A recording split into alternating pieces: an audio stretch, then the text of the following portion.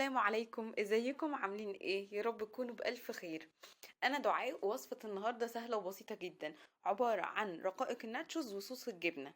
ودي حاجة من الحاجات اللي احنا بنحبها او بنفكر فيها دايما، حاجة كده سناكس لطيف بسيط كده يتعمل بسرعة، وفي نفس الوقت تبقى وجبة كده ممكن نقدر نتعشى بيها او تبقى جنب عشاء، وهتبقى لطيفة جدا وهتعمليها بإيدك بكل سهولة، وهتبقي مطمنة وانتي بتديها لأولادك. الوصفة سهلة وبسيطة كالآتي: المقادير عبارة عن كوباية من الدقيق الأبيض، كوباية من دقيق الذرة الأصفر، معلقة صغيرة مليانة من الملح، نص معلقة كبيرة من البقدونس المجفف أو ربع على حسب الرغبة،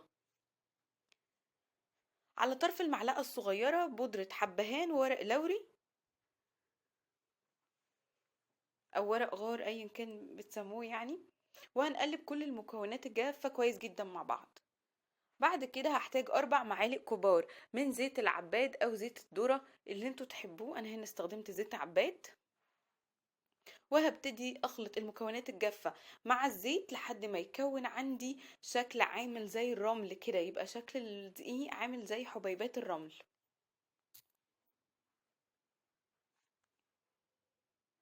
وبعد كده هحتاج نص كوباية من المية. شايفين دلوقتي بقى شكله عامل ازاي؟ ده اللي انا قصدي عليه. نص كوباية من المية، حطي نصها يعني حطي ربع كده كوباية واعجنيها، وبعدين حطي الباقي علشان بس يبقى العجين يتعجن كويس، وما تحطيش كله مرة واحدة، لان ساعات انواع الدقيق بتختلف وما بتبقيش محتاجة نفس المعيار بالظبط. بس هنا انا يعني خدت النص كوباية المية وكانت مناسبة جدا.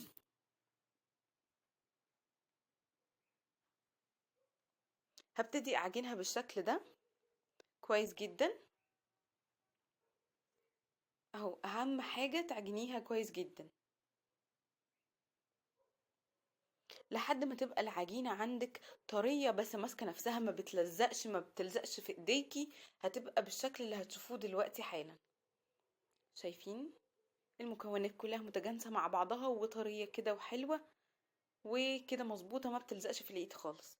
هبتدي احطها جوه كيس او تقفلي على البولة بستريتش اللي انت حباه لمدة نص ساعة. سيبيها ترتاح وبعد كده هنبتدي نشتغل فيها.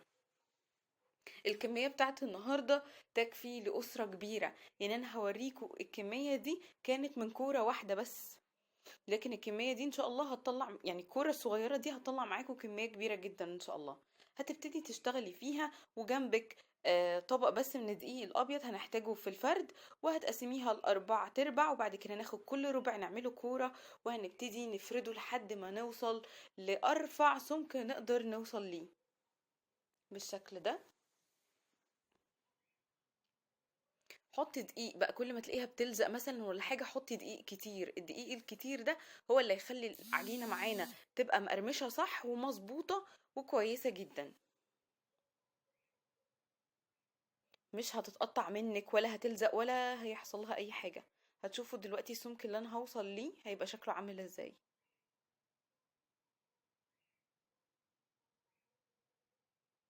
اهو شايفين السمك؟ شايفين رفيع ازاي؟ بس هبتدي اجيب الشوكة واعمل كده خروم بسيطة في العجينة كلها، ماشية عليها كلها بالشوكة علشان خاطر العجينة ما تنفش كلها مني وتبقى عاملة زي البالونة، لا تبقى بالشكل اللي انتوا شفتوه في اول الفيديو. بعد كده هقطعها سواء بسكينة او بقطعة البيتزا مستطيلات كده كبيرة، وهبتدي كل مستطيل اقطعه مثلثات زي ما انتوا شفتوا. هنقطعه بالشكل ده، وهبتدي اعمل كده في كل الكمية اهي. شايفين هو رفيع ازاي؟ شايفين ما بتتقطعش ولا اي حاجة. العجينة فعلا تحفة جدا، هتعجبكم قوي. اهو انا كده عملت الكمية كلها، دي اول كورة، وهبتدي اقليها في زيت سخن. الزيت لازم يكون سخن كويس جدا، اتأكدي حتى بواحدة بس علشان تتأكدي ان درجة الزيت سخنة وكويسة. وبعد كده ابتدي نزلي الرقائق بتاعة الناتشوز وابتدي حطيها في الزيت، سواء هتحطيها يعني هتاخدي رقائق كده في ايديكي بالعجين هتحطيها مرة واحدة تمام، مش هتبقى مش هتلزق جنب بعضها، بس ممكن تتنى شوية منك. فلو انت عايزة الشكل المثلث يطلع مظبوط، حطي في كل مثلث يعني زي ما انا بحطه كده، واحدة واحدة، عشان يطلع شكلها مظبوط. وبعد كده هنقليها على درجة حرارة عالية لحد ما تاخد لون ذهبي كده حلو، مش غامق، لون ذهبي معقول كويس زي اللي هتشوفوه دلوقتي. شايفين بالشكل ده؟ هتبتدي هتطلعيها على ورق مناديل مطبخ، وتسيبيها لحد ما تهدى وتصفي الزيت بتاعها. وبعد كده هتقدميها في طبق التقديم وللأولاد. وبألف هنا وشفا بقى، دوقوها طعمها حلو جدا، حتى تقدروا تاكلوها كده من غير صوص الجبنة. لكن لو عايزين تعرفوا صوص الجبنة بيتعمل ازاي بطريقة سهلة وبسيطة جدا، عبارة عن 4 شرايح جبنة شيدر أو أي نوع جبنة شيدر انتوا بتفضلوه. وانا كانت عندي مش مبشورة يعني، فاديتها كده ضربتين في الكبة عشان تتفتفت كده ويبقى سهل عليا ان انا يعني اسيحها مع الصوص. معلقة من الزيت، قطعة من الزبدة، وهبتدي احط عليها معلقة صغيرة من الدقيق. ده لو انا حابة ان صوص الجبنة يبقى تقيل شوية عندي زي اللي انتوا شفتوه في الاول. طب لو عايزاه خفيف ما تحطيش الخطوة بتاعة معلقة الدقيق الصغيرة، واكتفي بس بالزيت والزبدة. وبعد كده حطي نص كوباية اللبن، وحطي عليها الجبنة الشيدر وسيحيها، وربع معلقة صغيرة من الملح. فانا دلوقتي حبيتها ان انا اجربها المرة دي تكون تقيلة، وكانت طعمها تحفة جدا وعجبني، وكنت قادرة ان انا يعني اغمسها كده كويس بالرقائق بتاعة الناتشوز. حطيت نص الكوباية من اللبن، هستنى لحد ما تسخن، هحط ربع معلقة صغيرة من الملح، وهدوبها كويس جدا. وبعد كده هبتدي افضي الجبنة الشيدر عندي، هبتدي افضيها.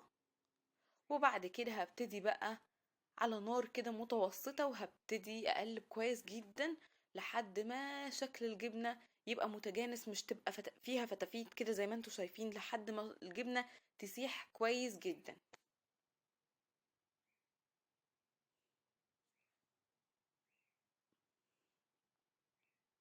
اهو كده انا بس بقلب يعني بذمة علشان اتأكد ان هي خلاص اتظبطت كويس جدا. شايفين بقت بالسمك كده؟ شايفين كل حاجة يعني متجانسة تماما وكويسة خالص، بقت بالشكل ده. هبتدي اقدمها واحطها تمام في طبق التقديم، وهبتدي اكلها مع رقائق الناتشوز. دي كانت وصفة النهاردة، وصفة سهلة وبسيطة جدا. الرقائق بتاعت الناتشوز مقرمشة وتحفة، يعني طعمها بس لوحدها مش محتاج اي حاجة جنبها. كمان مع صوص الجبنة عامل طعم وعامل شغل مطاعم، وحاجة كويسة جدا. ان شاء الله بإذن الله جربوها وقولوا لي في الكومنتات رأيكم فيها ايه، ويا رب تكون الوصفة عجبتكم، واشوفكم دايما بألف خير. وما تنسوش تدوسوا لايك للفيديو وتشتركوا في القناة وكمان تفعلوا الجرس. والسلام عليكم ورحمة الله وبركاته، اشوفكم دايما بألف خير.